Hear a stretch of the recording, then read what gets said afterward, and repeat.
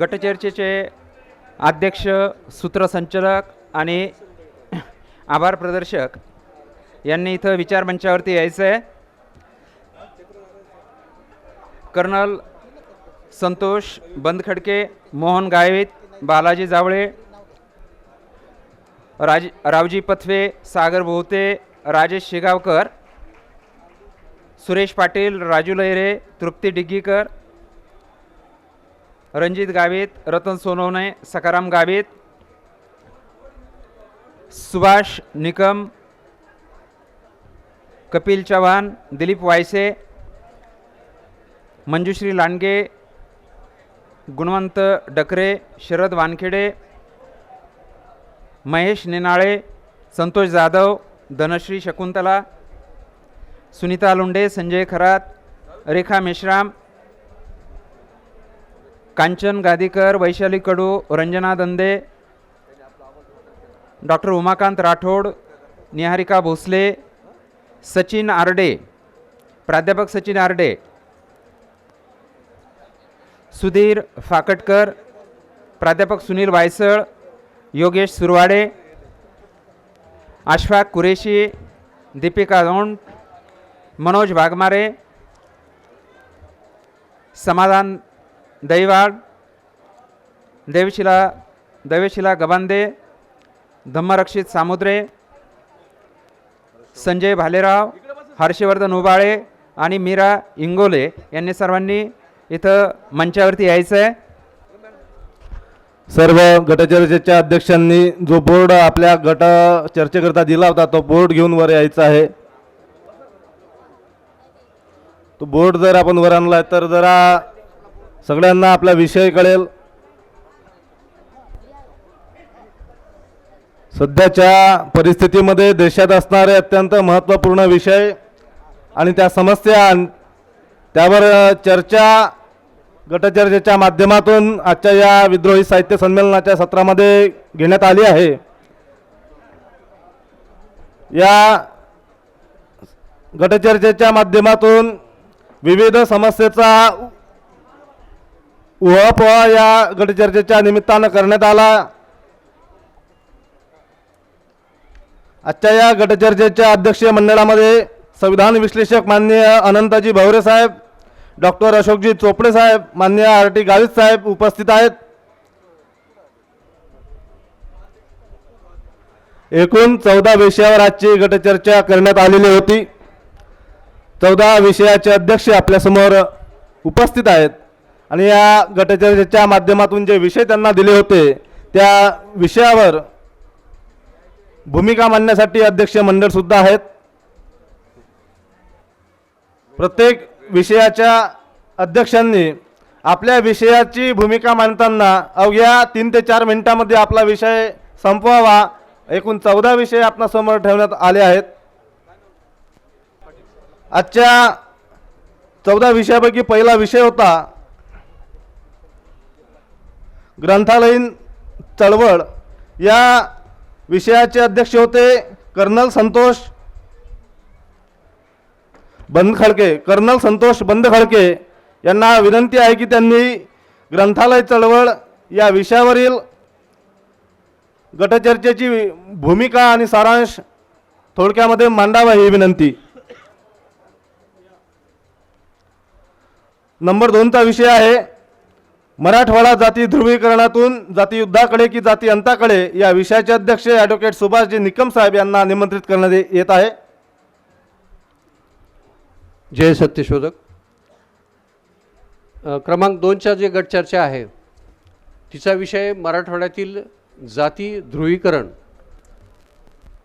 या विषयाच्या अनुषंगानं झालेल्या गटचर्चेमध्ये मागच्या 1-2 वर्षामध्ये मराठवाड्यात ज्या पद्धतीनं आरक्षण आणि जाती आंदोलन झालेलं आहे त्यामागे तमाम समाजाचं विभाजनाचा जे षडयंत्र आहे, म्हणजे हातमोजे घालून जे चेस खेळतात, प्यादे हलवतात, त्यांचा हात दिसत नाही, त्याबद्दल चर्चा झालेली आहे की हे जे जातीवादी आणि माणसामध्ये विभाजन करण्याचं काम आहे ते राजकीय मनुवाद्यांनी केलेलं आहे आणि त्या मनुवाद्याला सामान्य माणसाला बळी पडावं लागलेलं आहे आणि त्यातून मनुवादी यशस्वी होऊन त्यांनी आपली राजकीय पोळी भाजवण्याचा कार्यक्रम केलेला आहे.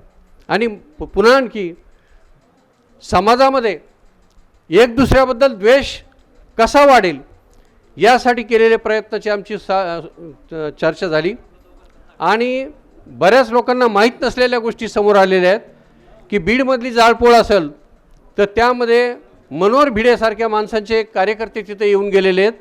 तुम्हाला मी प्रत्यक्ष आयविटनेस म्हणून सांगतो की त्या पोलिसांना आदेश होते की यांना हातसुद्धा लावायचा नाही. जे जाळपोळ करीत होते, दगड फोडीत होते, त्यांना हातसुद्धा लावायचा नाही. बिना नावाच्या ॲम्ब्युलन्स आल्या होत्या. ह्या गोष्टी महाराष्ट्राला माहीत नाहीत आणि विशिष्ट नेत्यांना सुपारी देऊन आपापल्या समाजाला इतर समाजाबद्दल द्वेष पसरण्याचं काम करण्यात आलेलं आहे मनुवाद्याकडून.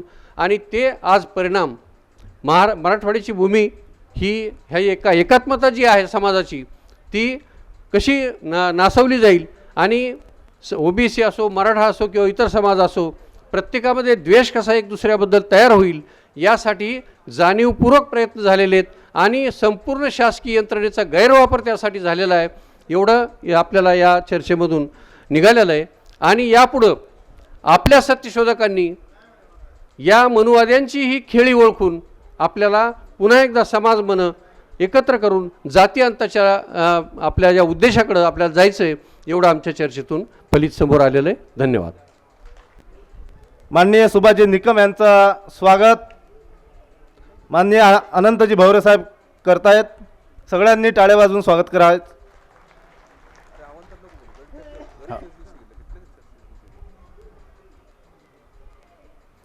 नंबर 3चा विषय आहे जल जंगल जमीन अधिकाराचा प्रश्न आणि कंपन्यांचे आक्रमण. या विषयाचे अध्यक्ष होते रावजी पथवे. यांना विनंती आहे की त्यांनी मंचावर येऊन आपला भूमिका विषयाची मांडायची आहे थोडक्यात. तर गट चर्चेचा विषय आहे जल जंगल जमीन या प्रश्न आणि कंपन्यांचे अतिक्रमण. यावर चर्चा करता वेळेच नंदुरबार, धुळे, साक्री, नवापूर, कन्नड, संभाजीनगर जिल्ह्यातील चर्चेमध्ये सहभागी झाले. त्याच्यातील पोपट छगनमाळचे उपाध्यक्ष, पिंपळनेर उपसमिती साक्री, राजेश गावित यांनी नंदुरबार जिल्हा खांडबारा परिषदात एकूण 900 दावे प्रलंबित आहे. 2001 पासून एकही पात्र झालेला नाही. तर त्यांचं म्हणणं याच्यामध्ये असं झालं की करंजी, शाही, सोनपाडा, नागऱ्या, खागदा यांनी या गावाची मंडळ तलाठी, वन क्षेत्रपाल, वनरक्षक वन हक्क समिती तळपाणी केलेली आहे. GPS मोजणी झालेली आहे, पण पुढची जी टेबल मोजणी असते तिच्यावर काही अजून प्रशासक घेत नाही, दखल घेत नाही. तर याकरता काहीतरी दखल व्हावा तर असं त्यांचं संघटनेमार्फत मानणं आहे. पुन्हा शरद लालसिंग पवार, गाव जामदे, तालुका साक्री, जिल्हा धुळे, त्यांनी प्रश्न मांडला की GPS टेप मोजणी झालेली बाकीचे 4885 दावेपैकी फक्त 3000ची मोजणी झाली. बाकीचे 1085 दाव्यांची तळपाणी बाकी आहे. जामोद, आखाडे, आई चाळे, हट्टी, डोंगराळे, फुपादे, दुसाने. प्रशासनाचे असे म्हणणं आहे की तिथं प्रत्यक्ष जिल्हा कलेक्टर साहेब जर म्हणताय की ही एवढ्या गावांची वन हक्क दावेदारांची जमीन ही आम्हाला मेंढपाळासाठी द्यायची आहे किंवा मेंढपाळांना दिलेली चारण्यासाठी, तर तो एक प्रश्न खूप गंभीररित्या तो एक आहे. आणि पुन्हा जल जंगल जमिनीचा प्रश्न खूप मोठ्या प्रमाणात तो उद्भवतो आहे. तर त्याहीसाठी आपल्या संघटनेमार्फत पूर्ण तयारी करायची आहे. पूर्ण पोपट छगनमाळचे उपसमिती पिंपळणे यांनी असा प्रश्न मांडला गट चर्चेमध्ये की मागील काही दिवसांपूर्वी अशा प्रशासनाचा घाट आहे की 2012चे आदिवासींना हाकलण्याचा खाट आखला आहे असून काही ठिकाणी अशी झालेली आहे. त्याही आता मागे एक न्यूज आली ती पेपरमध्ये, तेव्हा आम्ही बघितलं की 1200 आदिवासींना वन हक्क दावेदारांना काही त्यांच्यावर त्यांच्या जमिनी त्यांच्या हस्तगत करायचं आहे. तर ते एक थांबलं पाहिजे. पुन्हा सर्वात महत्त्वाचा विषय असा निघाला एवढ्या पूर्ण चर्चेतून की दिनांक 7/12/2023ला आपण नंदुरबार ते मुंबई पायी महाबिडार मोर्चा काढला. त्यामध्ये आपल्याला नाशिक इथे जाऊन उपमुख्यमंत्री देवेंद्रजी फडणवीस साहेबांनी लेखी आश्वासन दिलं, त्याची काही अंमलबजावणी झालेली नाही. तर त्या अंमलबजावणीकरता असं ठरलं की इथून पुढचे जे नाशिक ते मुंबई या टप्पा जो राहिलेला होता त्या टप्प्याचे मोर्चेची तारीख पूर्ण महाराष्ट्रभर तो मोर्चा काढण्याची तयारी, पूर्ण महाराष्ट्राची तयारी झालेली आहे आमच्या या गटचर्चेमध्ये झाली. धन्यवाद. यानंतर गटचर्चेचा विषय 4 नंबर विषय होता जातीनिहाय जनगणना.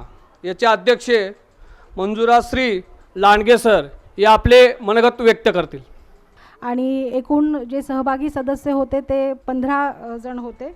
त्यातल्या 11 जणांनी या गटचर्चेमध्ये सहभाग नोंदवलेला आहे, ज्यामध्ये गुणवंत डकरे, नंदकुमार वानखेडे, तिलोत्तमा झाडे, अनिता देवतकर, संजय गादेकर, प्रशांत मावची, मनसाराम पवार, सुनील भोयर, जनार्दन देवथळे, शरद वानखेडे, शकील पटेल ह्या सर्वांची जातीनिहाय जनगणना या संदर्भामध्ये जे काही त्यांनी मत मांडलेले आहे ते थोडक्यात मी आपल्यासमोर सादर करण्याचा प्रयत्न करते.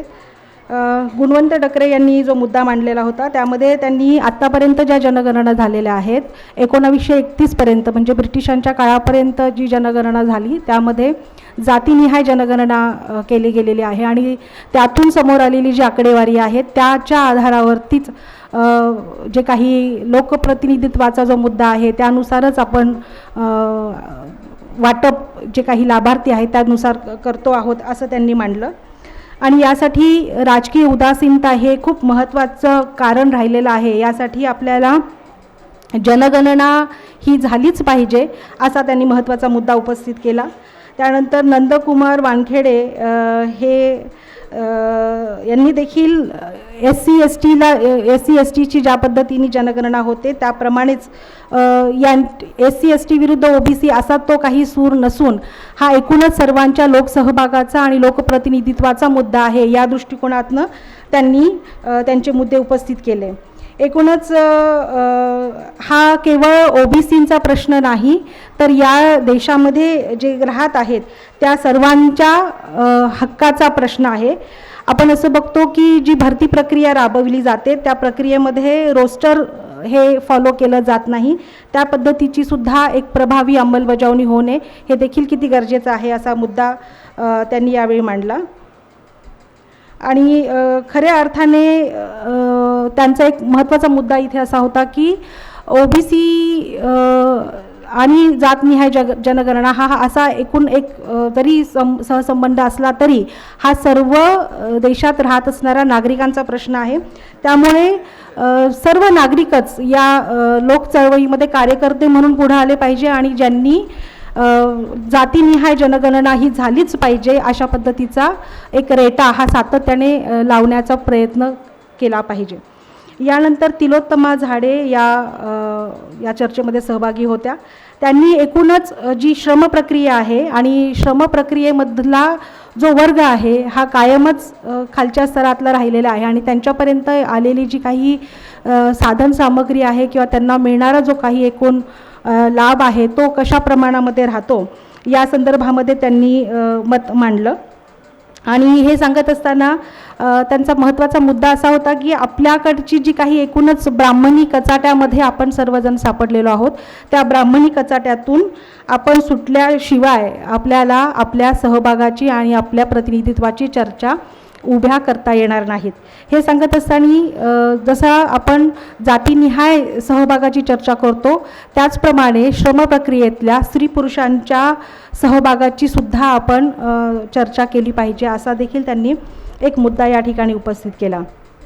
यानंतर अनिता देवतकर यांनी बोलत असताना जो OBC घटक आहे हा मोठ्या प्रमाणामध्ये शहरी ग्रामीण भागामध्ये आहे त्यातही ग्रामीण भागामध्ये ओबीसी जो समूह आहे हा मोठ्या प्रमाणामध्ये आहे आणि त्यांना अजूनही त्यांच्या हक्क अधिकारांची जाणीव ही होताना दिसत नाही. म्हणून सुद्धा ग्रामीण भागातून ही ओबीसी हक्क अधिकार चळवळ आणि त्याचबरोबर जातनिहाय जनगणना होणे हे किती गरजेचं आहे याबद्दल त्यांनी मुद्दा उपस्थित केला. यानंतर संजय गादेकर यांनी मुद्दा मांडत असताना प्रतिनिधित्वाचा मुद्दा मांडताना की जातनिहाय जी जनगणना आहे ती लोक चळवळीचा भाग झाला पाहिजे आणि जे अलीकडची मनुवादी व्यवस्था जी समान नागरी कायदा आणण्याचं एक षडयंत्र उभं करते आहे त्यासाठी आपण खरंच सगळेजण एकाच प्लॅटफॉर्मवरती आहोत का यासाठी सुद्धा जाणीव जागृती करून आपण ही सामूहिक प्रयत्न करत राहून जनगणना ही जातीनिहाय झाली पाहिजे असा एक त्यांचा मुद्दा मांडला. यानंतर प्रशांत मावची आणि मनसाराम पवार जे नंदुरबार आणि धुळे भागातून आले होते यांनी आदिवासी समूहातील जे काही त्यांचे रिच्युअल्स आहे त्यावरती हिंदू धर्माचा जो पगडा पडलेला आहे त्याबद्दल बोलत असताना कृषी उत्पादनाच्या हमी भावाच्या संदर्भात मुद्दे मांडले. त्यानंतर मनसाराम पवार यांनी एक अतिशय महत्त्वाचा मुद्दा मांडला की आज आपल्याकडे ब्राह्मणी छावणी ही जाणीवपूर्वक आपण सगळेच हिंदू आहोत आणि आपण मेन स्ट्रीमिंग करण्याचा जो काही कार्यक्रम करते आहे याच्यासाठी आपण परिवर्तनवादी चळवळीतले सर्व अभ्यासक कार्यकर्ते विचारवंत म्हणून बाळ प्रबोधनाचा विचार करत एक दुसरी पिढी सजग घडवण्यासाठी सुद्धा प्रयत्न केले पाहिजे. कारण ही जी जनगणना आहे ही जे खरोखर लाभार्थी आहेत त्यांच्यापर्यंत त्या योजना पोचत नाही. जे भटके विमुक्त आदिवासी आहेत त्यांची जनगणना किंवा त्यांचं प्रतिनिधित्व हे त्या पद्धतीने दखल पात्र राहत नाही. यानंतर सुनील भोयर जे चंद्रपूरचे आहेत त्यांनी एक महत्त्वाचा मुद्दा या ठिकाणी मांडला की जी काही आपलं संविधान आहे या संविधानाचा जो काही आधार आहे तो प्रवर्गाचा मिळणारा जो काही एक प्रतिनिधित्व आहे त्यानुसार मुळात संविधान हे प्रवर्गांना न्याय देण्याच्या संदर्भामध्ये बोलतं आणि त्यानुसार आपण जातनिहाय जनगणना करणं ह्या खूप गरजेची गोष्ट आहे. कारण ओबीसींच्या हक्काच्या जागा आहेत त्या मोठ्या प्रमाणामध्ये बळकवण्याचं देखील एक षडयंत्र सुरू राहिलेलं आहे. त्यामुळं विद्रोही साहित्य संमेलनाच्या वतीने ठराव पास करत असताना जातीनिहाय जनगणना ही झालीच पाहिजे असा त्यांनी एक महत्त्वाचा मुद्दा या ठिकाणी उपस्थित केला. यानंतर जे जनार्दन देवथळे जे वर्ध्यावरून होते त्यांनी एकूणच जे काही जातीनिहाय जनगणना आणि लोकप्रतिनिधित्व हे सगळं बोलत असताना त्यांनी जे सांगितलं की भारत सरकारचा जो काही एकूण खर्च होतो तो होणारा खर्च हा प्रत्येकाच्या वाटेला खरंच किती प्रमाणामध्ये येतो याच्यासाठी सुद्धा जातीनिहाय जनगणना झाली पाहिजे. कारण पिढ्यानपिढ्या आलेले जे आरक्षण आहे ते अबाधित राहण्यासाठी जे 3% लोक आहेत ते 3% लोक जनगणना होऊच नये यासाठी मोठ्या प्रमाणामध्ये प्रयत्न करतात. यानंतर शरद वानखेडे शकील पटेल या दोन्हीही मान्यवरांनी जातीनिहाय जनगणना ह्या लोकसंख्येच्या जी काही जातीनिहाय लोकसंख्या आहे त्यांचं प्रतिनिधित्व जे आहे त्यानुसार झालं पाहिजे या पद्धतीचा सूर आलेला आहे. एकूणच आमच्या गटचर्चेच्या जी काही झालेली आहे त्यामध्ये सर्व मान्यवरांनी हे सांगितलं की जातीनिहाय जनगणना ही झालीच पाहिजे आणि आपला जो ठराव आहे तो ठराव या विद्रोही साहित्य संमेलनाच्या माध्यमातून तो पुढे गेला पाहिजे. त्याचबरोबर जातीनिहाय जनगणनेसाठी केवळ परिषदा संघटनापुरता हा विचार न राहता एक नागरिक म्हणून चळवळीचा भाग म्हणून आपण प्रत्येकाने जिथे आपल्याला संधी मिळेल त्या ठिकाणी हा मुद्दा सातत्याने लावत राहण्याचा प्रयत्न केला पाहिजे. धन्यवाद.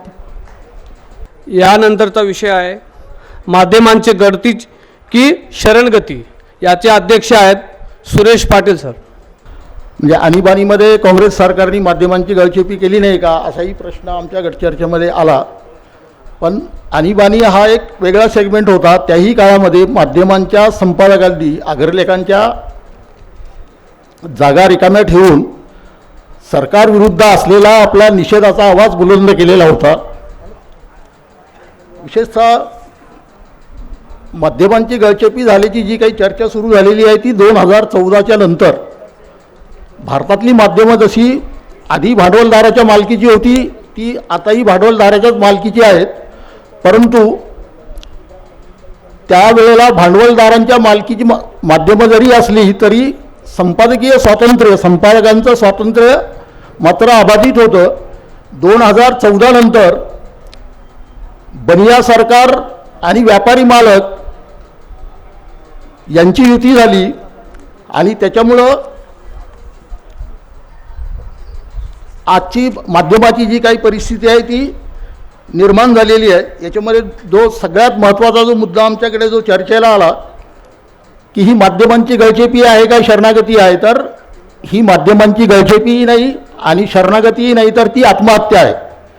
आणि आत्महत्या केलेला माणूस जसा पुन्हा जिवंत होत नाही तसं ही माध्यमं या अवस्थेतून पुन्हा बाहेर येतील अशी शक्यता धुसर आहे. त्यामुळं सरकारविरुद्ध आपला आवाज बुलंद करण्यासाठी आणि लोकांचे प्रश्न मांडण्यासाठी सोशल मीडियाचा प्रभावीपणे वापर केला पाहिजे असा एक निष्कर्ष आमच्या चर्चेतून निघालेला आहे. त्याच्यानंतरचा जो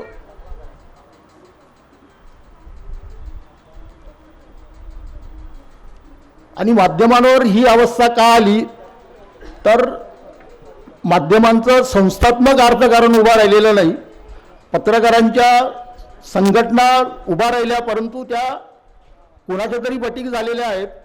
राजकीय लाभासाठी त्यांनी आपलं स्वातंत्र्य एका विशिष्ट राजकीय पक्षाच्या चरणी अर्पण केलेलं असल्यामुळं पत्रकारांवर होणारे अन्याय आणि त्यांच्या रोजगारातील असुरक्षितता या विरुद्ध ते आवाज उठवू शकत नाहीत. तर लोकांप्रती त्यांनी त्यांची असलेली बांधिलकी ते कितपत मेनस्ट्रीम मीडियाच्या बाबतीत झालेली चर्चा कितपत प्रभावीपणे मांडतील असा एक मुद्दा आलेला आहे.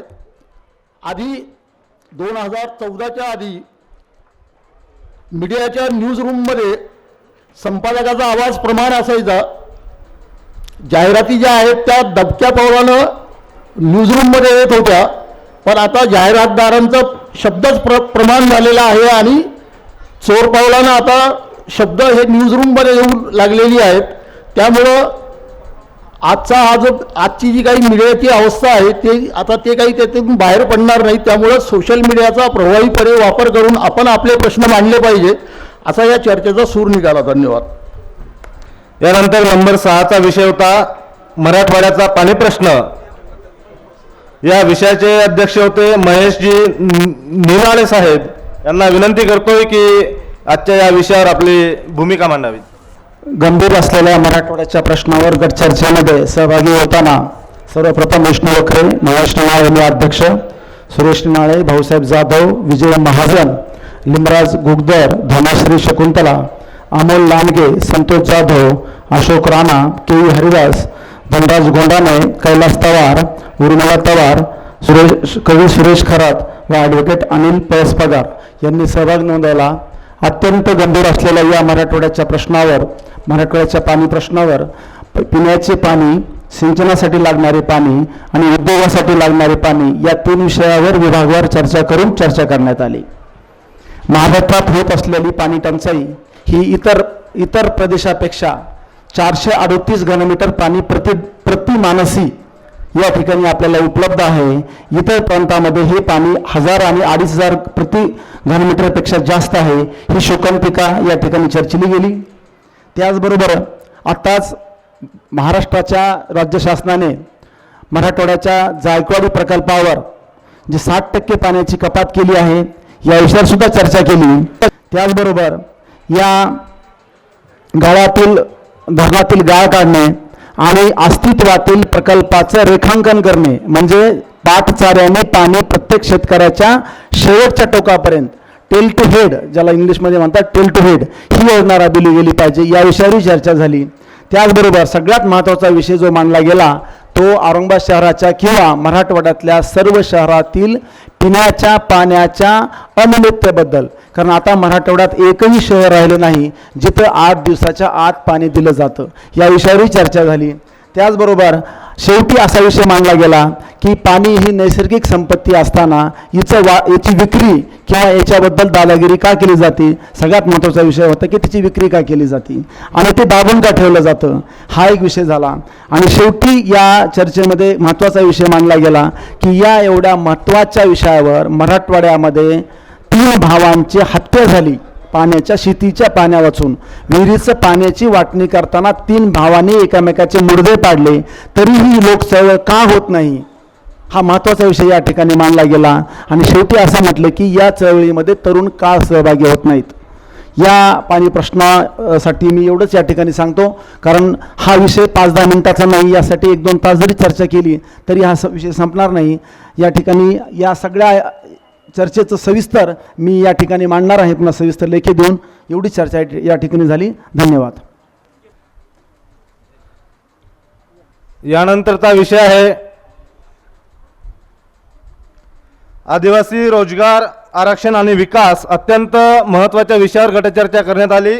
आदिवासी रोजगार आरक्षण आणि विकास या विषयाचे अध्यक्ष होते माननीय रणजितजी गावित साहेब. यांना विनंती करतोय की आपण आपल्या विषयाची भूमिका इथे आजच्या या सत्रामध्ये मांडावी. आमचा विषय खूप गंभीर होता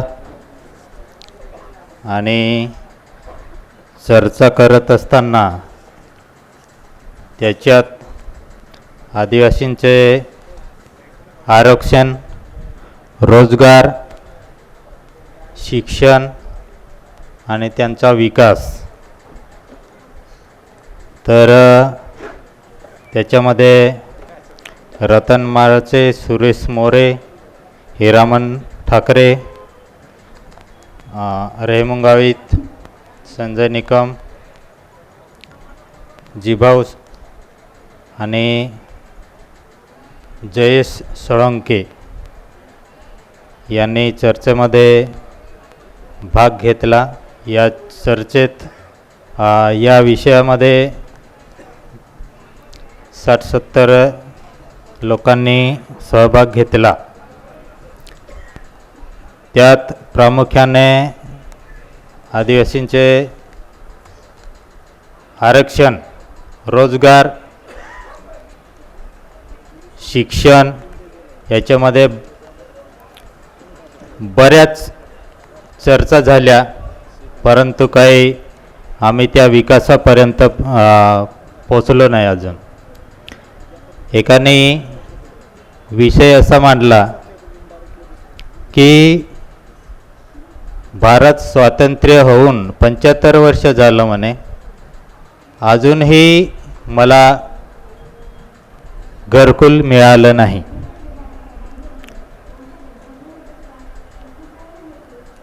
मोदी साहेबांनी जे उद्दिष्ट ठेवलं 2022 पर्यंत एकालाही बेघर राहणार नाही, तर त्याचा प्रश्न असा होता की त्या योजनेमध्ये माझं 75 वर्षात माझी नोंद सरकारने घेतलीच नाही का, म्हणून मला घरकुल मिळालं नाही. जेव्हा जेव्हा इलेक्शन असेल त्यावेळेस माझं बरोबर नाव निघतं आणि त्या लिस्टमध्ये असतं, परंतु 75 वर्ष मी ज्या सरकारला मतदान केलं आणि त्यांनी मला 75 वर्षामध्ये अजूनपर्यंत घरकुल मिळालं नाही. दुसरा एक असा मुद्दा चर्चेमध्ये आला रोजगार हमीमध्ये की सरकार रोजगार हमी योजना राबवते आणि राबवत असताना ते सर्वसामान्य योजना सर्वसामान्य लोकांना वर्षाला किमान 100 दिवस काम मिळालं पाहिजे. सरकार आमच्याकडून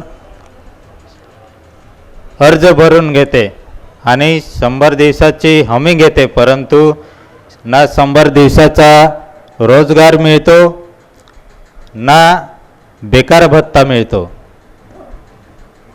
तर याच्यामध्ये निष्कर्ष असा आला की रोजगार हमी फक्त कागदावरच चालते आणि कागदावरच सर्व पैसे लुटले जातात आणि कॉन्ट्रॅक्शनसाठी ही रोजगार योजना राबवली जाते. हा या चर्चेच्या रोजगार हमी संदर्भातला चर्चेचा अंती विषय समाप्त झाला. त्याच्यानंतर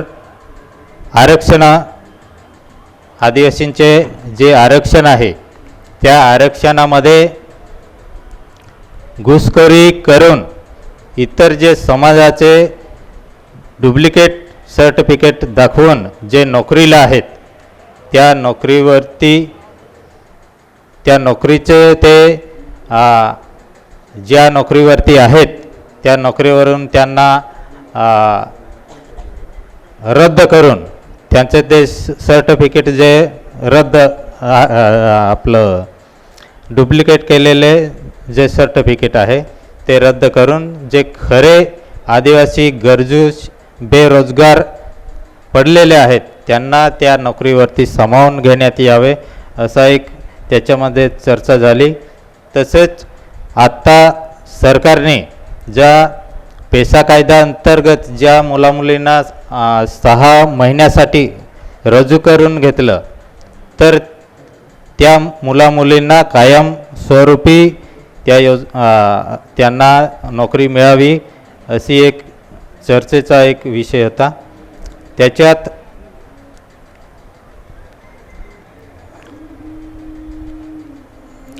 पेसा जी भरती आहे ती भरती 6 महिन्यापुरतीच तिथे त्यांना पहिल्यांदाच त्यांना एक नोटीस दिली आहे की तुम्ही फक्त 6 महिन्यापुरतं या नोकरीवरती राहणार.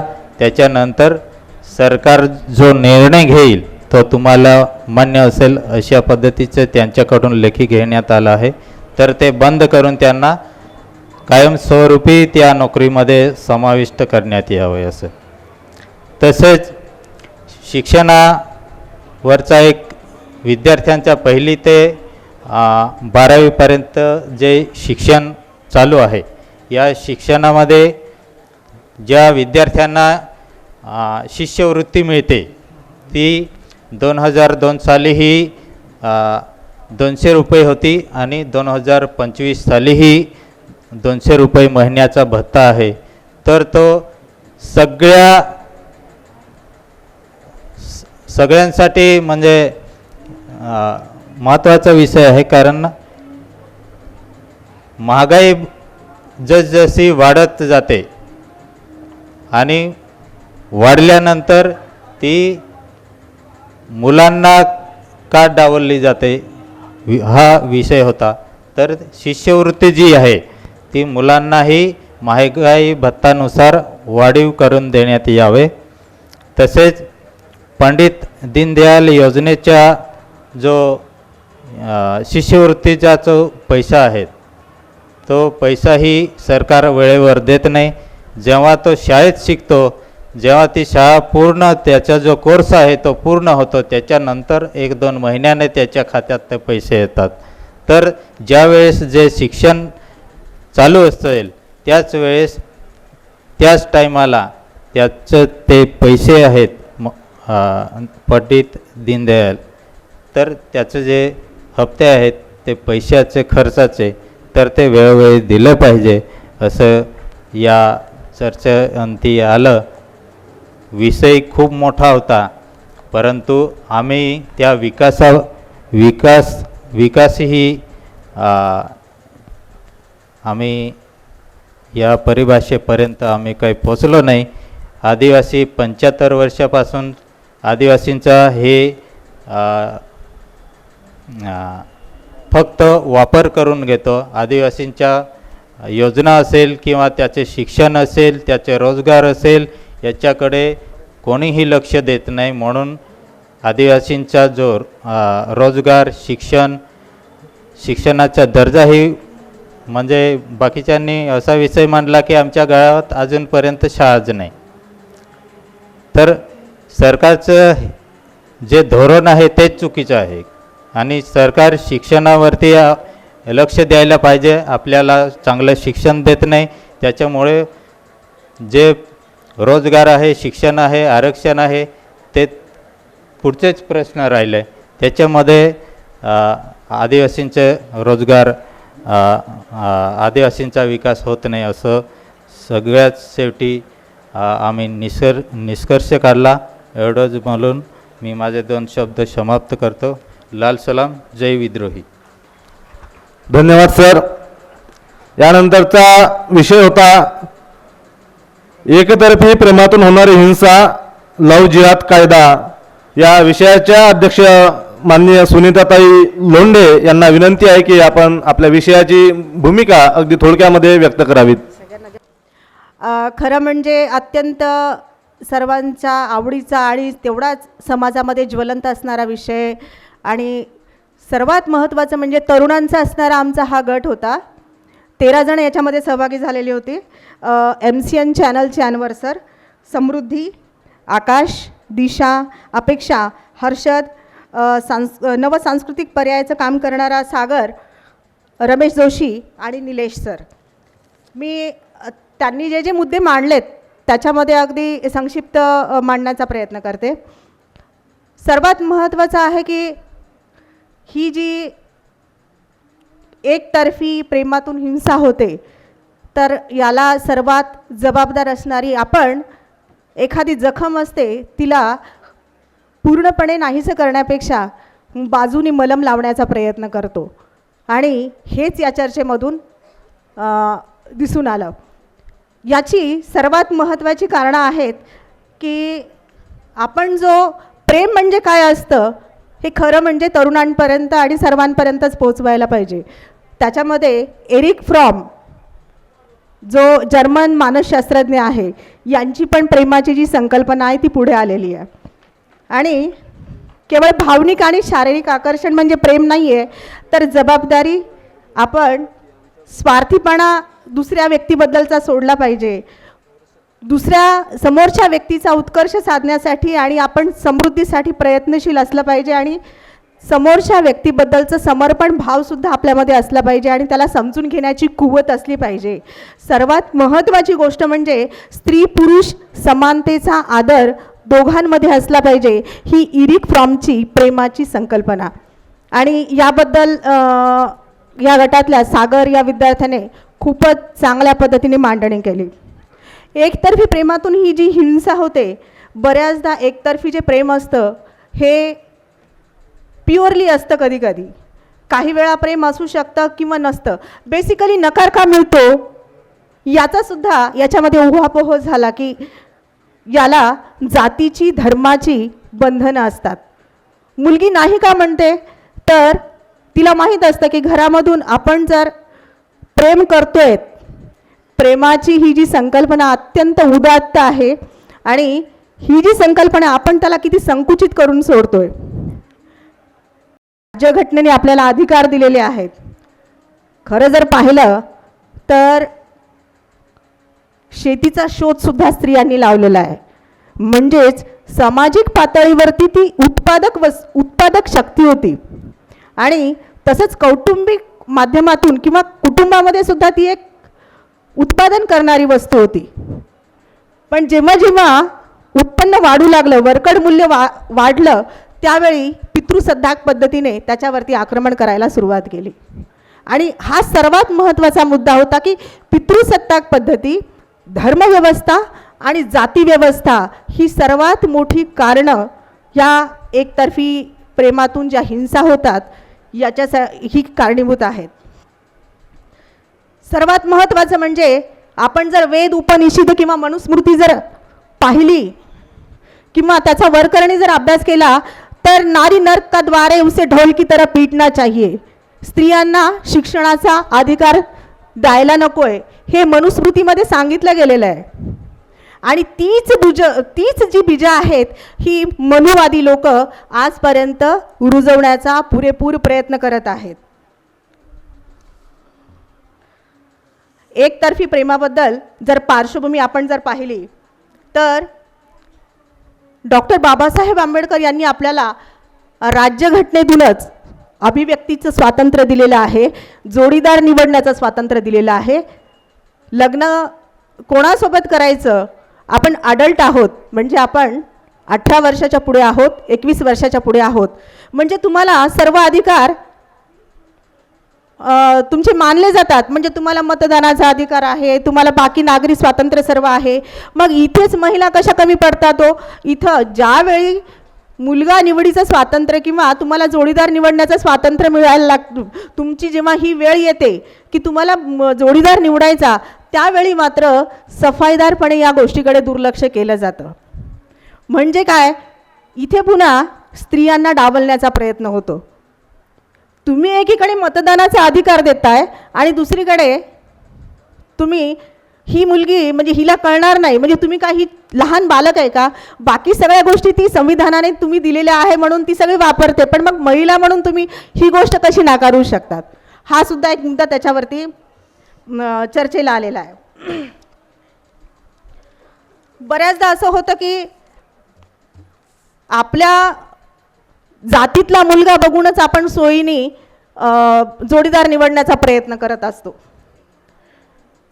प्रेम केलं, लग्न केलं, आपण आपल्या मर्जीने एखादा मुलगा निवडला किंवा जर आपल्या जातीच्या बाहेरचा असेल तर तिथे विरोध होणार, तिथे आईवडिलांचा विरोध होणार, तिथे समाजाचा विरोध होणार.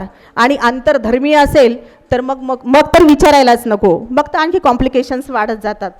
आणि याचा सर्व जो बेस आहे हा पितृसत्ताक पद्धतीमध्ये आहे. म्हणजेच काय तर जाती आणि धर्माची बंधनं जास्त रूढ करण्यासाठी ह्या सगळ्या गोष्टी जे सत्ताधारी आहेत ते सातत्याने करत असतात. 1932मध्ये रधो कर्वेंनी समाज स्वास्थ्य हे मासिक 1932मध्ये समाज स्वास्थ्य नावाचं एक मासिक होतं आणि 1932ला त्यांनी सांगितलेलं होतं की लैंगिक शिक्षण, जी गटचर्चा झाली त्या गटचर्चेमध्ये सुद्धा हा मुद्दा निघाला की मूल्य शिक्षण आणि लैंगिक शिक्षण हे शालेय स्तरापासून कंपल्सरी केलं पाहिजे. आपल्याला माहीत आहे मीडिया मुलांच्या हातामध्ये आहे, नेटवर्क मुलांच्या हातामध्ये आहे, मुलं काय बघतात हे आपल्याला माहीत आहे. अर्धवट असलेल्या ज्ञानातून काय काय गोष्टी घडतात हे आपण तुमच्या आमच्या घरामध्ये बघतोय. आणि म्हणून रधो कर्वेंनी जो विचार मांडला होता की लैंगिक शिक्षण हे शालेय वयापासून मिळालं पाहिजे किंवा लैंगिक शिक्षणाची समावेश हा शिक्षणामध्ये केला पाहिजे, त्यावेळी रधो कर्वेंवरती धर्माला जे मांडणारी लोक आहेत या लोकांनी, धर्मांचे जे ठेकेदार आहेत या लोकांनी त्यांच्यावरती खटला भरला. म्हणजेच आपण याच्या पूर्णपणे विरोधात आहोत. आपण हे कधी स्वीकारणार आहोत? विज्ञाननिष्ठ दृष्टिकोन आपण कधी स्वीकारणार आहोत? आपण एखाद्या लैंगिक प्रश्नावरती जर चर्चा करायची असेल तर हा गुन्हा मानला जातो. हे कधीपर्यंत होणार आहे? आणि आता तर आजकाल आपण तर जास्ती अधिक न बोललेलं बरं. इथे सर्वात महत्त्वाची गोष्ट आहे की मुलींना व स्त्रियांना वस्तू म्हणून वापरलं गेलेलं आहे. आपण म्हणतो किंवा मीडियामधून सुद्धा आपण बघतोय, हा सुद्धा मुद्दा चर्चेला आला की मीडियामध्ये सुद्धा मुलींचं स्त्रियांचं एवढं उदात्तीकरण केलं जातं. ब्लेडची जाहिरात आहे, स्त्री. कॉन्डोमची जाहिरात आहे, स्त्री. तू हा कर या ना कर, तू हे मेरी किरण. म्हणजे तुला काही अधिकारच नाही आहे का? याचा अर्थ असा आहे की तुम्हाला गृहीत धरलं चाललेलं आहे. स्त्री म्हणून तुमचा कुठेतरी वापर केला जातोय आणि हे थांबणं अत्यंत गरजेचं आहे. लव जिहाद ही एक संकल्पना आमच्या चर्चेमध्ये होती की प्रेम, पुन्हा हा मुद्दा तिथेच येतो. प्रेम निवडण्याचं स्वातंत्र्य तुम्हाला नाकारतंय, तुम्हाला जोडीदार निवडीचं स्वातंत्र्य नाकारलं गेलं आहे. खरं म्हणजे लव जिहाद ही कल्पोकल्पित संकल्पना आहे. स्त्रियांना वश करून कुणी धर्मांतर करायला भाग पाडेल का बरं? आता ती अडल्ट आहे, तुम्हाला सर्व अधिकार घटनेने दिलेला आहे. कोणता मुलगा निवडायचा किंवा कुठला जोडीदार निवडायचा याचं स्वातंत्र्य तुम्हाला घटनेने दिलेलं असताना लव जिहाद कायदा खरं म्हणजे काही ठिकाणी हे लागू करण्यात आलेलं आहे आणि इथे सुद्धा त्याची चर्चा, महाराष्ट्रामध्ये सुद्धा त्याची चर्चा होऊ पाहते. आणि ही सर्व चर्चा होत असताना याच्यावरती काही तरुण मंडळीने उपायसुद्धा मांडलेले आहेत की अनवर सर ज्यांचं लॉ झालेलं आहे ते म्हणालेत की ह्या सर्व ज्या विकृती समाजामध्ये पसरत आहेत आणि माणसामध्ये जो भेद निर्माण झालेला आहे, जातीय तणाव किंवा धर्मीय तणाव हा वाढत चाललेला आहे, याच्यासाठी आपण नक्कीच काही ना काहीतरी उपाय करायला पाहिजेत. आणि मग बऱ्याच जणांनी सांगितलं त्यामध्ये विचार आणि कृतीवरती आपला एक संधापणा असला पाहिजे. म्हणजे आपण जे बोलतो त्याप्रमाणे आपण वागण्याचा प्रयत्न केला पाहिजे. मूल्य म्हणून आपण त्याला स्वीकारलं पाहिजे. आणि एका विद्यार्थ्याने सांगितलं की इरिक फ्रॉमची जी संकल्पना आहे तर ती मी तरुणांपर्यंत पोहोचवण्याचा प्रयत्न करेल. आणि अनवर सर यांनी सांगितलं की या पुढचं जे विद्रोही साहित्य संमेलन येईल तोपर्यंत मी काय केलेलं असेल, समाज म्हणून माझं काय उत्तरदायित्व आहे, माझी काय जबाबदारी आहे, तर ही मी नक्कीच सांगेल. आणि त्याच्यामध्ये नक्कीच भर पडलेली असेल. जर कुणाला आंतरजातीय आंतरधर्मी विवाह करायचा असेल तर त्याच्यासाठी मी मोफतपणे त्यांना पाठिंबा देईल. त्यांना आर्थिक मिळकत कशी होईल याचाही प्रयत्न करेल आणि त्यांना समाजामध्ये सुद्धा सुरक्षितता कशी मिळेल याचासुद्धा त्यांनी हे सुद्धा त्यांनी कबूल केलं आहे. यानंतर आपण कुठलीही गोष्ट करत असताना ज्या ज्या संघटनेच्या पातळीवरती किंवा चळवळीच्या पातळीवरती आपण जे काम करतो त्या कामामध्ये आपण एकमेकांमध्ये प्रेमाची भावना ही रुजवली पाहिजे. हे सुद्धा त्यातून एक महत्त्वाचा विचार उदयाला आला. 2 मिनटं फक्त, मला माहीत आहे वेळ झाला आहे म्हणून. हिंदू आणि मुस्लिम या संदर्भामध्ये जे लव्ह जिहाद कायदा किंवा अप्रत्यक्षपणे जे सांगितलं जातं त्याच्यासाठी मला फक्त 2 ओळी म्हणाव्याशा वाटतात इथे. पाडू चला रे भिंत ही मध्ये आड येणारी, पाडू चला रे भिंत ही मध्ये आड येणारी, या मनातून बांधूया एक वाट जाणारी, या मनातून बांधूया एक वाट जाणारी. हा हिंदू मुस्लिम तू रे, भेद कसा हा मानव सारे, भेद कसा हा मानव सारे, भेद कसा हा मानव सारे, जाती स्वा धर्मा परे मानवता प्यारी, या मनातून बांधूया एक वाट जाणारी, या मनातून बांधूया एक वाट जाणारी. इन्क्लाब जिंदाबाद. यानंतरचा विषय आहे कुटुंबांतर्गत स्त्रियांवर होणाऱ्या अत्याचाराचा प्रश्न. याचे अध्यक्ष आहेत कांचन काजरीकर. हो नाही कांचन.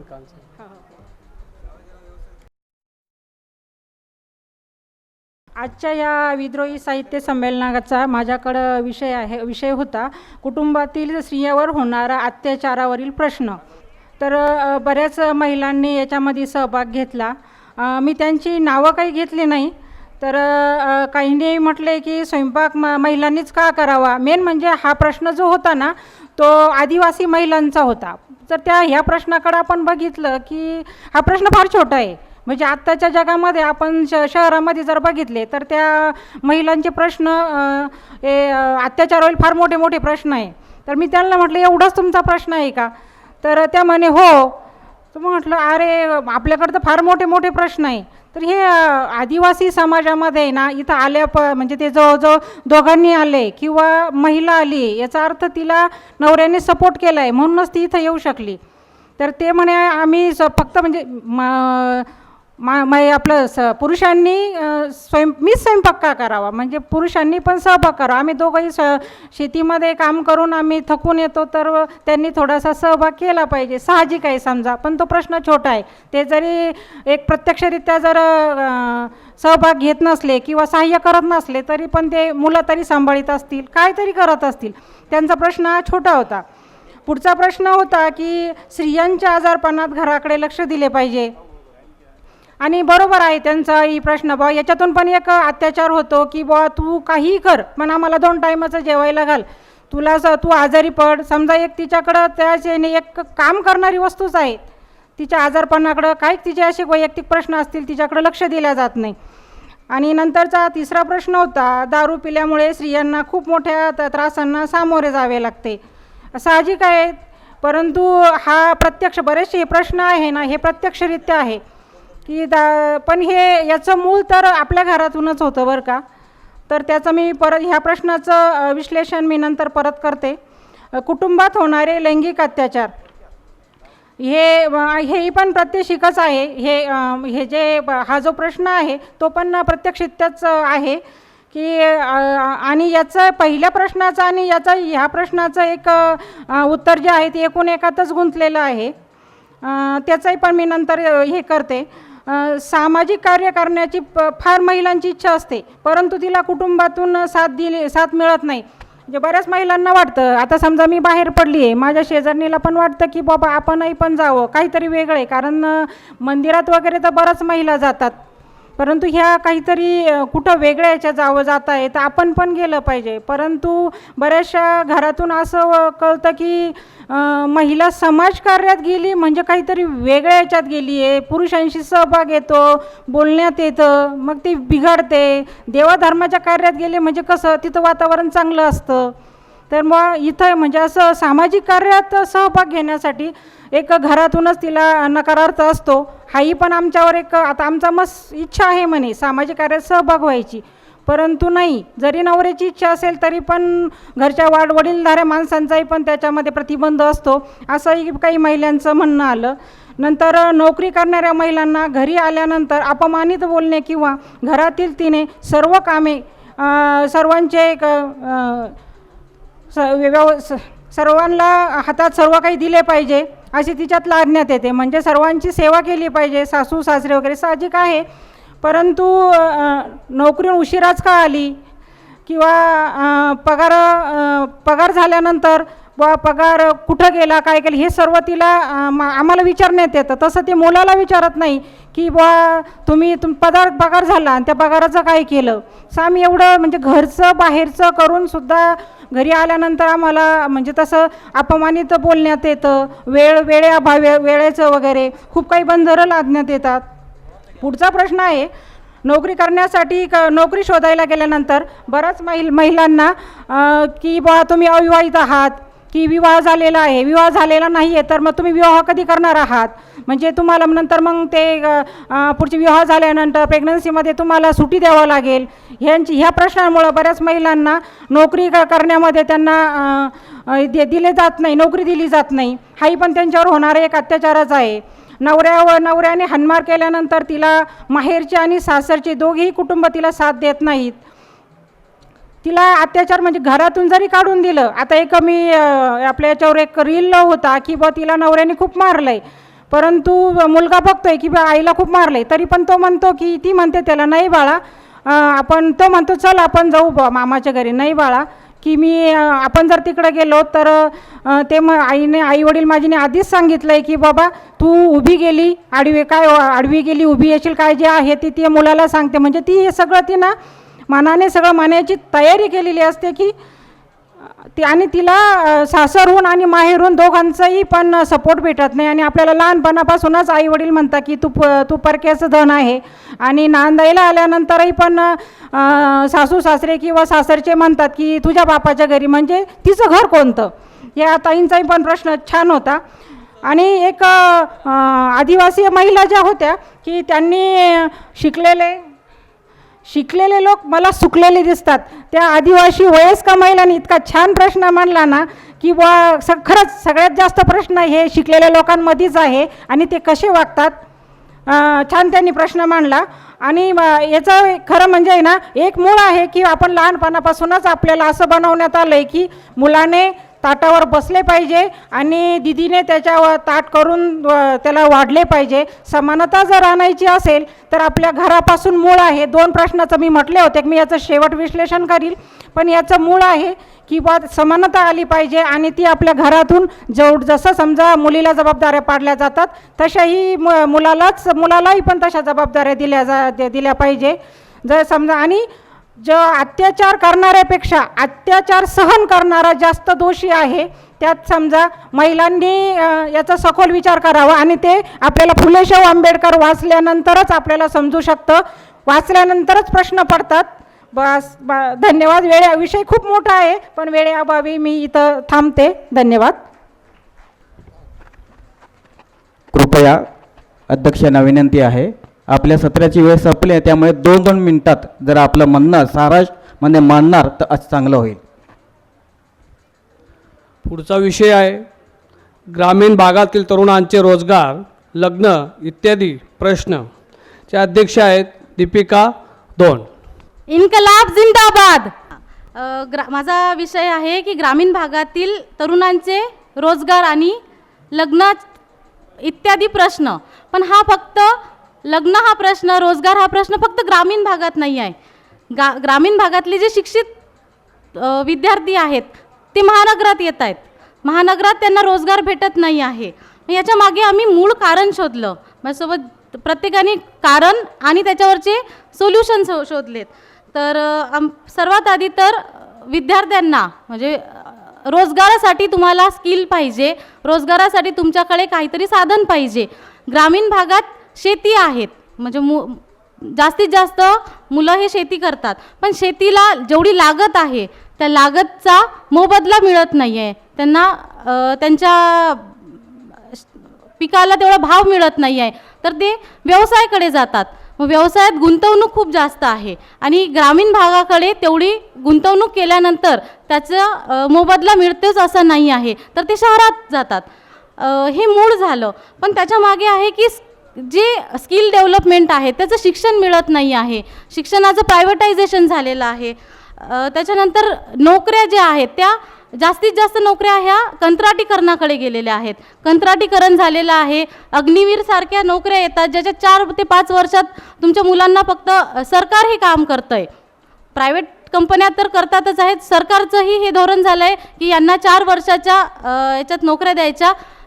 त्याच्यानंतर मोठे मोठे प्रकल्प येतात, तिथे जे कामगार लागतात ते कामगार बाहेरच्या राज्यातले बोलावले जातात. बाहेरच्या राज्यातले कामगार जेव्हा बोलावले जातात तेव्हा स्थानिक लोक हे प्रश्न विचारतात, स्थानिक लोकांना हमीभाव दिला जावा. बाहेरच्या राज्यातले जे लोक येतात त्याच्यामुळे त्यांना मोबदला त्यांच्यानुसार दिला जातो की 10 तास काम करायच्या जागी ते 12 तास काम करून घेतात त्यांच्याकडून. त्यांना जबाबदारी घ्यायची नसते मोठ्या मोठ्या कंपन्यांना. आणि आपण हे करतो की प्रकल्प विकास हा कुठून होतोय. तर त्याच्यानंतर येतो की जेव्हा लग्नाचा प्रश्न येतो, मुलांकडे नोकऱ्या नाही आहेत, लग्नाचा प्रश्न येतो तेव्हा कर्जबाजारी झालेले असतात. कारण आईवडिलांचा जास्तीत जास्त जी प्रॉपर्टी आहे ती शिक्षणात चालली आहे, ती आरोग्यावर चालली आहे. ह्या सर्व गोष्टी येत आहेत. ज्यांच्याकडे शेत जमीन आहे त्यांना 7/12 नाही आहे. तर खूप सारांचा हा प्रश्न आला आहे की आमच्याकडे 7/12च नाही आहेत. आणि इथे प्रश्न विचारतात मुलींचे आईवडील की तुमच्या मुलाकडे 7/12 आहे का, त्यांचं सिबिल चेक करतात, कर्जबाजारी आहे का. तर पूर्णतः आमचा जो खर्च आहे तो मुलींच्या लग्नात हुंडा देण्यासाठी, मुलींचा शिक्षण करण्यासाठी जातोय. तर हे सगळे प्रश्न आले आहेत. त्याच्यानंतर आम्ही त्याच्यावर हे केलं की खाजगीकरण जे होत आहे, प्रायव्हेटायझेशन, कंत्राटीकरण, ह्याच्यातून सरकार हा नोकरी देण्याचं जे त्यांचं हे आहे ते काढून घेत आहे. मोठ्या मोठ्या कंपन्या लागतील तशा भावात ते तुम्हाला पगार देत आहेत. तर मुलांकडे आता तेवढं मुबलक हे नाही आहे, मुबलक प्रॉपर्टी नाही आहे. आणि हा प्रश्न येतोय लग्नाच्या वेळी. लग्नाच्यासाठी मुलींना कंपॅटिबिलिटी पाहिजे, म्हणजे योग्यतेचा हे पाहिजे. पण मुलींच्या शिक्षणाचा योग्य तो नाही आहे, कारण त्याच्याकडे तेवढी प्रॉपर्टी, त्याचा पूर्णतः खर्च हा त्याच्यात जात आहे. मुळात आपण प्रश्न इथं विचारला पाहिजे की का हे होत आहे, का आपण प्रश्न विचारत नाही आहे, का आपल्या शिक्षणासाठी का आपल्याला प्रायव्हेट शिक्षण, कॉन्व्हेंट शिक्षण घेतो आहे आपण. मुळात आपण इथून प्रश्न विचारायला पाहिजे की माझ्या मुलांना शिक्षण का नाही आहे, ग्रामीण भागात शिक्षण का नाही आहे, पदव्युत्तर शिक्षण का नाही आहे. त्याच्यानंतर एक इथे ह्या ह्याच्यात कोणाचा फायदा होत आहे, कंत्राटीकरण येत आहे. त्याच्यानंतर मोठे मोठे हमीभाव 2 कोटी 10 कोटी आम्ही नोकऱ्या देऊ, पण त्याच्यावर अंमलबजावणी होत नाही आहे. तर हे प्रश्न आपण मुळात प्रश्न हे केलं पाहिजे की व्यवस्था त्याला किती जबाबदार आहे.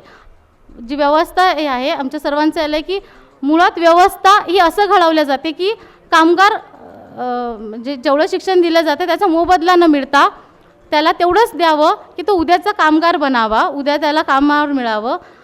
तर हे आमचा मुद्दा होता की शिक्षण आणि सोबतच शिक्षण आणि लग्न, रोजगार आणि लग्न हे एकमेकाशी किती सांगड घालून चालतात.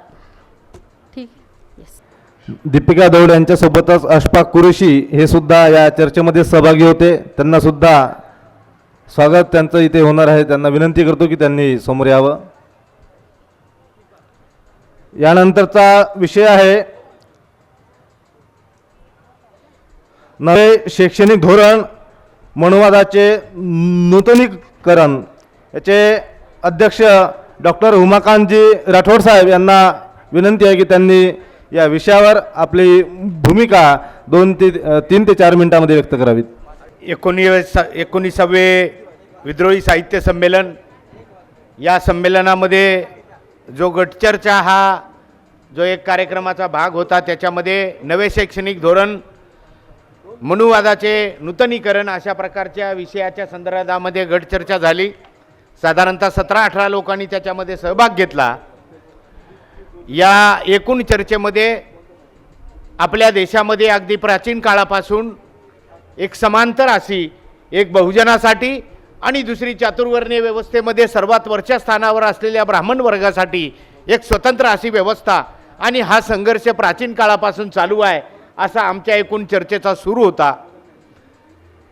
आत्ता जे नवीन शैक्षणिक धोरण येतं आहे आपल्या महाराष्ट्रामध्ये, खऱ्या अर्थानं दुसरा एक चर्चेला विषय आला की बाबा साहित्य संमेलनामध्ये जी काही चर्चा होते त्या चर्चेचं रूपांतर रस्त्यावरच्या चळवळीमध्ये होतं का आणि ते व्हायला पाहिजे अशा प्रकारचा एक त्याच्यामध्ये चर्चा झाली.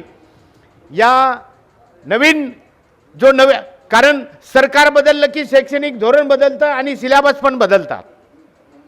आपल्या देशामध्ये जे जे आक्रमक आले आणि ज्यांनी आपल्या देशामध्ये सत्ता प्रस्थापित केली त्या सर्वांनीच त्यांच्या राजकीय व्यवस्थेला बळकटी येईल अशा प्रकारचा एक सिलेबस, अशा प्रकारची एक शिक्षण व्यवस्था त्यांनी उभा करण्याचा प्रयत्न केला.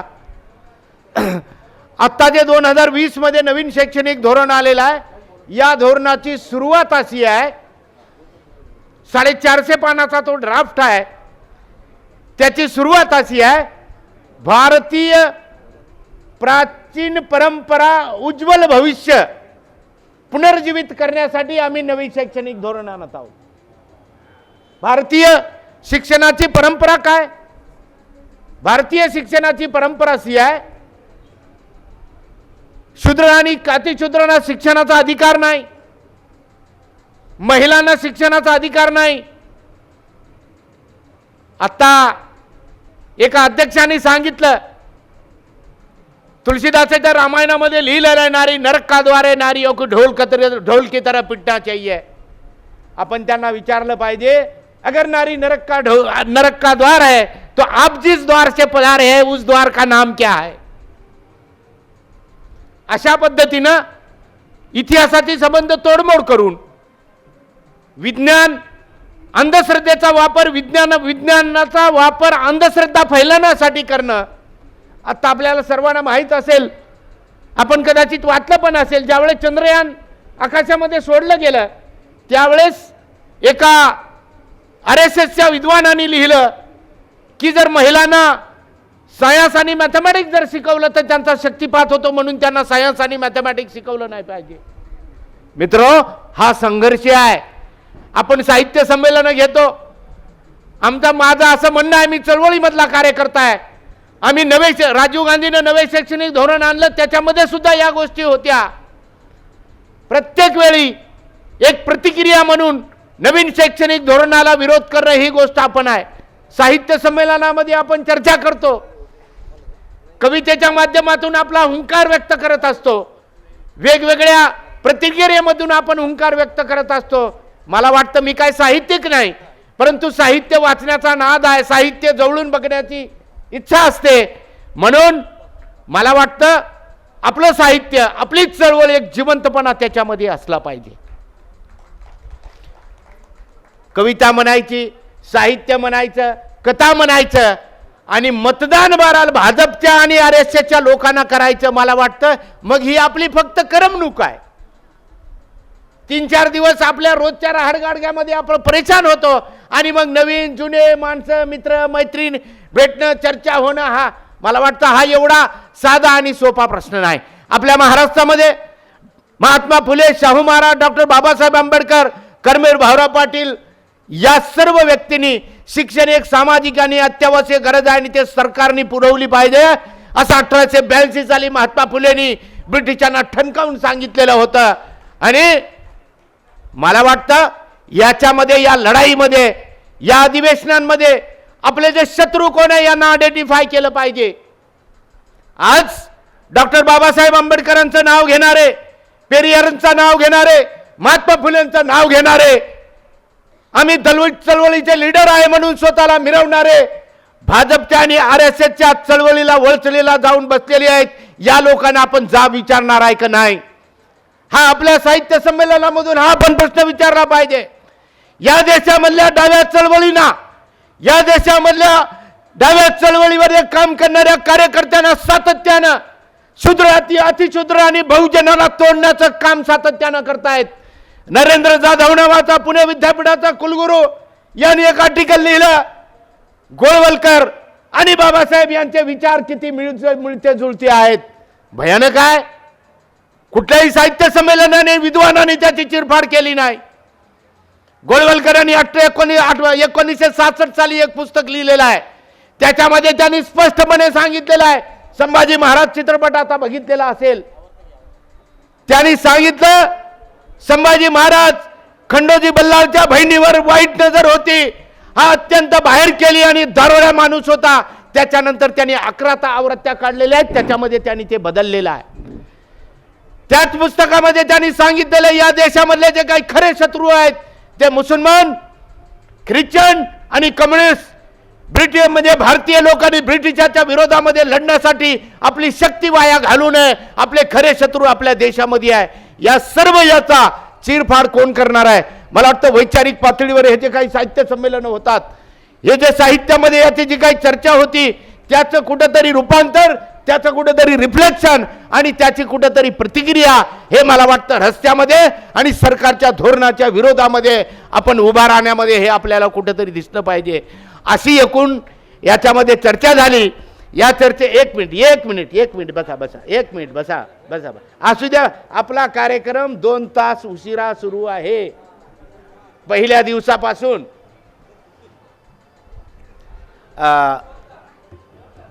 नाही मी थांबवतो. अशी चर्चा झालेली आहे. या चर्चेमध्ये विदर्भामधले काही लोक होते, याच्यामध्ये शिक्षक होते, याच्यामध्ये प्राध्यापक होते, याच्यामध्ये विद्यार्थी, अत्यंत नवीन विद्यार्थी चळवळीमध्ये काम करणारे, ज्यांनी अत्यंत चांगली मांडणी केली असे विद्यार्थी पण होते. या ठिकाणी मला आमच्या चर्चेचा एकूण सार मांडण्याची संधी दिली, त्याबद्दल मी धन्यवाद देतो आणि माझे 2 शब्द थांबवतो. इन्क्लाब जिंदाबाद. यानंतरचा 12वा विषय आहे निवडणूक आयोगाकडून EVMच्या माध्यमातून मतदारांची गळचेपी आणि भारतीय संविधान. या विषयाचे अध्यक्ष होते माननीय समाधानजी दहिवाड यांना विनंती आहे की या विषयावर आपलं मनोगत व्यक्त करावं. वेळेची मर्यादा आहे, पुढच्या सत्राचा वेळ झालेला आहे, त्यामुळं सदर विषयावर माननीय समाधान दहिवाड यांना विनंती आहे की त्यांनी आपले विचार अवघ्या काही मिनिटांमध्ये मांडावेत. चर्चेसाठी जो विषय ठेवण्यात आला होता त्या विषयाचं शीर्षक होतं निवडणूक आयोगाकडून EVMच्या माध्यमातून मतदारांची गळचेपी आणि संविधान. या विषयाचे नियोजित अध्यक्ष ॲडव्होकेट सुभाष सांगीकर सर होते, परंतु ते ऐनवेळी काही कारणास्तव उपस्थित नसल्यामुळे ही जबाबदारी आदरणीय प्राध्यापक डॉक्टर नवनाथ गोरे सर आणि कार्यकर्ते भारत शिरसाट यांनी माझ्याकडे दिली आणि लुलेकर सर हिंगोलीच्या साहित्य संमेलनाचे अध्यक्ष असताना या साहित्य संमेलनामध्ये मी सहभाग घेतला होता, त्यामुळे मी ही जबाबदारी घेतली. त्याबद्दल विद्रोही सांस्कृतिक चळवळीचं मी सुरुवातीलाच ऋण व्यक्त करतो. आमच्या या गटचर्चेमध्ये 10 ते 12 कार्यकर्त्यांनी सहभाग घेतला आणि त्यांच्या एकूण बोलण्यातून जे काही मुद्दे आपल्यासमोर आले ते मुद्दे मी आपल्याला सांगतो. या निवडणुका बॅलेट पेपरवर व्हायला पाहिजेत आणि त्यांनी EVM जी मशीन आहे त्यावर शंका व्यक्त केलेली आहे. एका कार्यकर्त्यांनी असं मत मांडलेलं आहे की काही भागामध्ये मतदारांच्या संख्येपेक्षा मतदान अधिक झालेलं आहे. एका कार्यकर्त्यांनी असं मत मांडलं की विरोधी पक्षांनी जनजागृती करण्यामध्ये जनतेमध्ये जनजागृती करण्यामध्ये ते कमी पडलेले आहेत. आणि एका कार्यकर्त्याने असं मत मांडलेलं आहे की काही संघटनांनी या बाबतीमध्ये जनजागृती करून हा लढा उभा करायला हवा. आणि एक नांदेडचे ॲडव्होकेट होते, त्यांनी असं मत मांडलं की न्यायालयाने या बाबतीत EVMमध्ये घोटाळा करणं शक्य नाही असं मत दिलेलं आहे, असं त्यांनी मत मांडलेलं आहे. या गटचर्चेचं सूत्रसंचालन चळवळीतल्या कार्यकर्ता दैवशाला गवांदे मॅडम यांनी केलेलं आहे.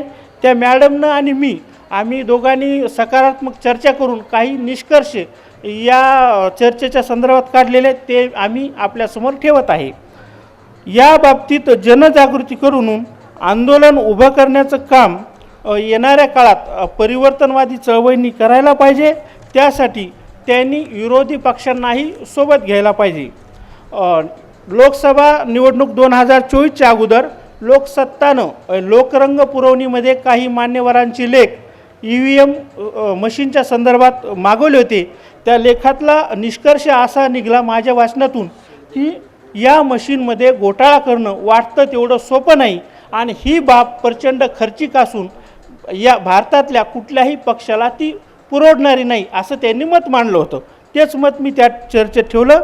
आणि 2024च्या निवडणुका पार पडल्यानंतर आदरणीय नेते शरद पवार यांनी राष्ट्रीय स्वयंसेवक संघाच्या कार्यकर्त्यांनी या निवडणुकीमध्ये जे कार्य केलं त्यांचं त्यांनी तोंड भरून कौतुक केलेलं आहे. हा एक मुद्दा. त्याच्यानंतर RSSचं एक सांस्कृतिक वार्तापत्र नावाचं नियतकालिक आहे, त्यांनी 2024चा दिवाळी अंक हा त्यांचे कार्यकर्ते कशा पद्धतीनं काम करतात यावर काढलेला आहे.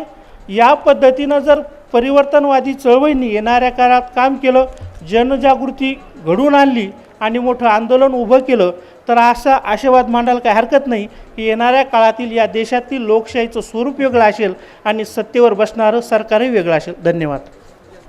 धन्यवाद सर. यानंतर सोबतच माननीय दैवशिला गवांदे मॅडम यांना विनंती आहे की त्यांचं सुद्धा स्वागत या विषयाच्या निमित्तानं होणार आहे. त्यांनी समोर आहेत. 13वा विषय आपणासमोर ठेवण्यात येत आहे. कृत्रिम मेंदूचे मानवी संस्कृती समोरील आव्हान या विषयाचे अध्यक्ष माननीय सुधीरजी फाकटकर मंचर हे होते. त्यांना विनंती आहे की अवघ्या काही मिनिटांमध्ये आपलं अध्यक्षीय भूमिका आपण मांडावी ही विनंती. जय संविधान, जय सत्य की जय हो. संयोजकांच्या सूचनेचं पुरेपूर पालन करणार आहे. 2 किंवा 3 मिनिट होत आले की मला तुम्ही आठवण केली तरी चालेल. आमच्या विषयामध्ये थोडेसे कमी मंडळी सहभागी झाली होते, त्यांचे मी एकदा फक्त नावं इथे वाचतो. सुनील वायसळ, वामन वळवी, BK बावा, विजय पाटील, योगेश सुरवाडे, RN चव्हाण, मकरंद पवार आणि संदीप कांबळे. संयोजकांनी दिलेल्या विषयामध्ये थोडीशी आम्ही दुरुस्ती केली.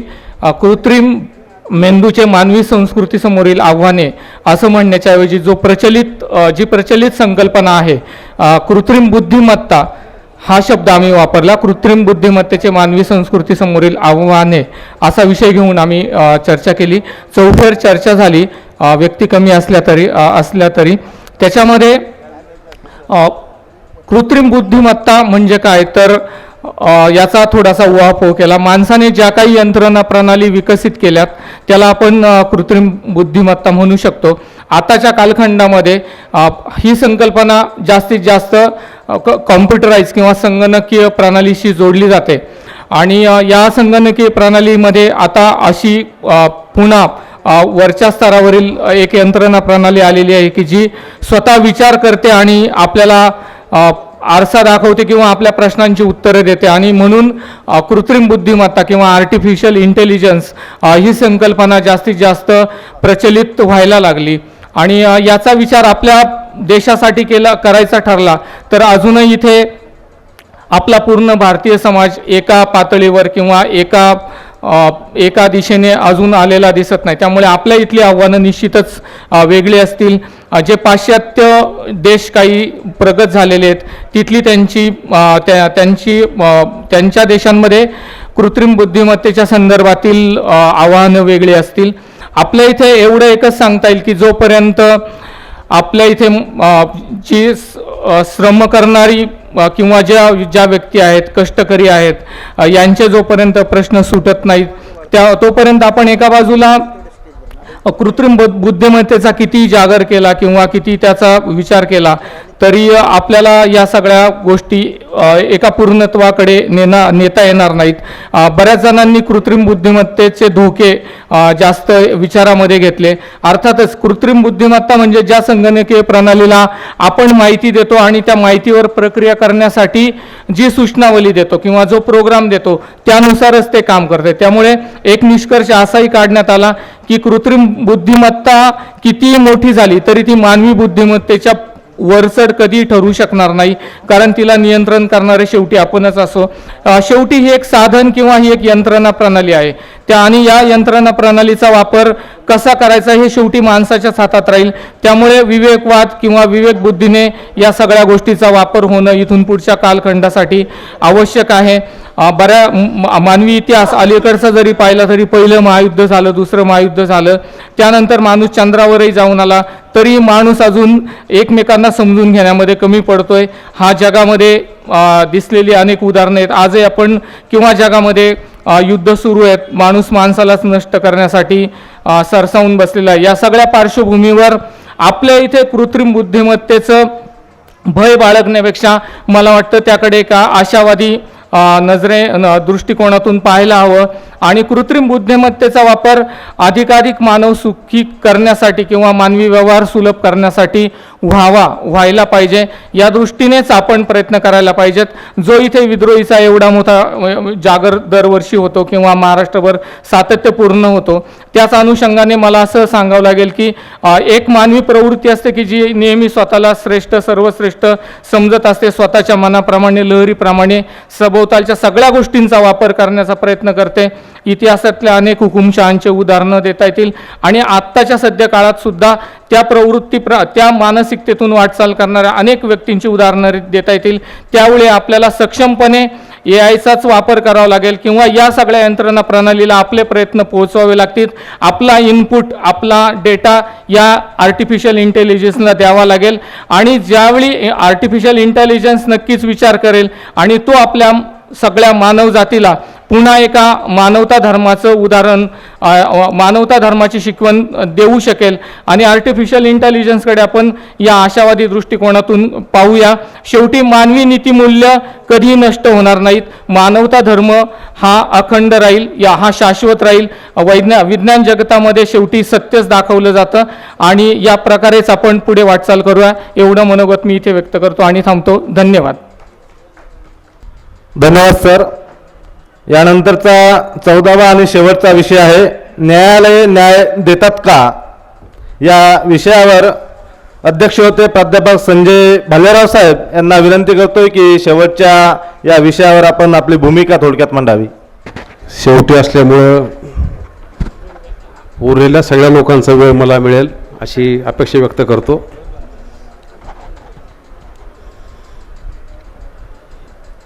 एकोणिसाव्या अखिल भारतीय विद्रोही साहित्य संमेलनचे अध्यक्ष आदरणीय डॉक्टर अशोकजी राणा सर, या संमेलनाचे मावळते अध्यक्ष ज्येष्ठ साहित्यिक डॉक्टर वासुदेव मुलाटे सर, आमचे मार्गदर्शक आदरणीय डॉक्टर प्रल्हाद लुलेकर सर, या संमेलनाचे उद्घाटक आदरणीय कवल भारती सर, सर्वप्रथम मी विद्रोही साहित्य संमेलनाच्या आयोजकाचे आभार मानतो. आभार यासाठी मानतो की या साहित्य संमेलनाच्या ऐतिहासिक क्षणाचा मला भाग होता आला. त्याचं कारण असं आहे,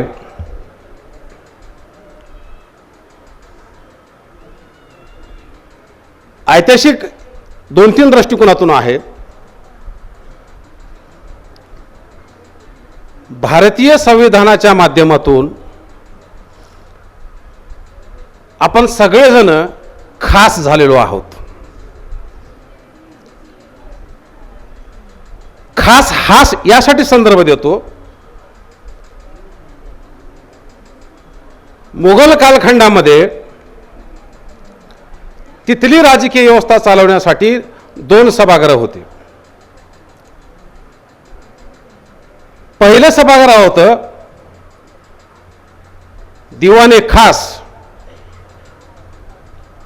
ज्याच्यामध्ये उच्चभ्रू लोकांचा समावेश असायचा.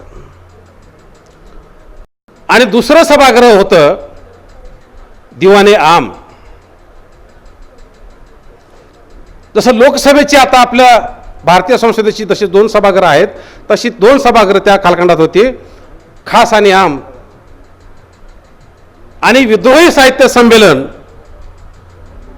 आम खास मैदानावर होते, म्हणून आपण सगळेजण खास झालो, आम जरी असलो तरी, केवळ संविधानामुळं.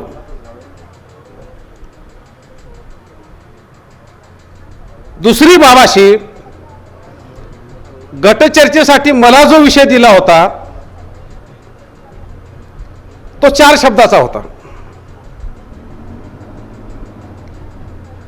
न्यायालय न्याय देतात का? आणि त्या गटचर्चेमध्ये एकूण 15 जणांनी सहभाग नोंदवला. अतिशय उत्स्फूर्तपणे सहभाग नोंदवला. लुलेकर सर, मला सांगायला आनंद वाटेल की ती चर्चा सर्वव्यापी आणि सर्व दृष्टिकोनातून अतिशय उत्स्फूर्तपणे झाली. चर्चेची सुरुवात मिश्किल पद्धतीने झाली आणि शेवट सुद्धा परिवर्तनवादी स्वरूपात झाली.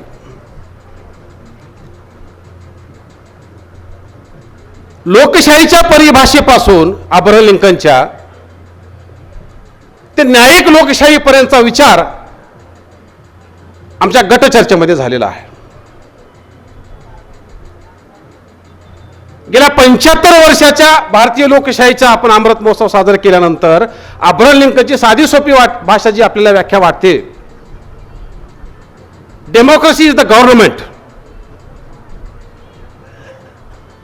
Of the people, by the people, for the people.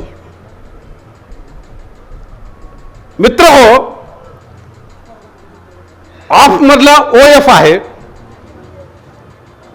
Bye मधला BY आहे आणि बाय मधला BY आहे. परंतु आजच्या परिभाषेमध्ये, आजच्या प्रासंगिकतेमध्ये भारतीय लोकशाहीचं स्वरूप OFF झालेलं आहे, लोकांपासून दूर गेलेली आहेत. बायचं स्वरूप BUY ती विकत घेतल्या जाते आणि FORचं स्वरूप FAR झालेलं आहे, ते लोकांपासून खूप दूर गेलेली आहे. अशा पद्धतीनं आमच्या गटचर्चेची सुरुवात झाली आणि सुरुवात झाल्यानंतर आम्ही सगळ्यांनी मान्य केलं की न्याय म्हणजे सरळता, न्याय म्हणजे सजगता, की जॉन रॉल्स नावाच्या विचारवंताची ती परिभाषा होती. आणि मग हा न्यायालय देतात का, या संदर्भामध्ये वेगवेगळी मतं आमच्या चर्चेमध्ये आली. पहिलं मत असं आलं, न्याय व्यवस्थेमध्ये महिलांच्या प्रश्नाच्या संदर्भामध्ये संवेदनशीलता दिसून येत नाही, ती आली पाहिजे. इंग्लंडचा एक न्यायमूर्ती लॉर्ड फर्ट असा म्हणतो, जगातली प्रत्येक न्याय व्यवस्था ही पुरुष प्रधान आहे आणि एखाद्या स्त्रीवर जेव्हा बलात्कार होतो तेव्हा पुरुषाला वाचवण्याचा प्रयत्न तिथले न्यायाधीश करत असतात. इथली भारतीय व्यवस्था त्याला अपवाद नाही. मला माहिती आहे, वेळ संपलाय. भारतीय न्यायव्यवस्था त्याला अपवाद नाही. कारण शहाबानू प्रकरण बघितलं, बिल्कुश बानू प्रकरण बघितलं, त्या संदर्भातले जे निकाल बघितले, त्याला लागला कालावधी बघितला, न्याय मिळण्यापेक्षा अन्याय झालेला परवडतो, अशी मानसिकता भारतातल्या स्त्रियांची झालेली आहे. दुसरा मुद्दा असा आमच्या समोर आला की भारतातली न्याय व्यवस्था ही राजकीय पक्षाशी बटीक होऊ नये, बांधील राहू नये. त्या संदर्भामधला महत्वाचा मुद्दा म्हणजे आणीबाणीच्या कालखंडामध्ये हिबियस कॉर्पस नावाची एक तक्रार उच्च न्यायालयामध्ये दाखल करण्यात आली होती आणि दाखल केल्यानंतर 4 जणांचं ते खंडपीठ होतं. न्यायमूर्ती खन्ना यांनी त्यावेळेस